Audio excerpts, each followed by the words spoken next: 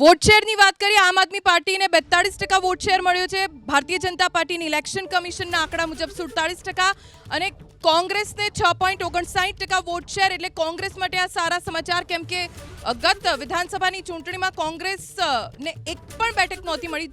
પણ હાલની જે વિધાનસભાની ચૂંટણી છે, ભલે કોંગ્રેસ બેઠક નથી મેળવી રહ્યું, પણ વોટ શેરમાં ચોક્કસ કોંગ્રેસ માટે રાહતના સમાચાર, કેમ કે પહેલા 4% હતો, હવે વધીને 2% વધ્યો, 6.59%. એટલે વોટ શેર કોંગ્રેસનો વધી રહ્યો છે. કોંગ્રેસ માટે આ રાહત કેટલી? ભલે બેઠક નથી મળી, પણ વોટ શેર કોંગ્રેસના વધી રહ્યા છે. સામે આમ આદમી પાર્ટીની બેઠકો ઘટી છે, વોટ શેર ઘટ્યા છે.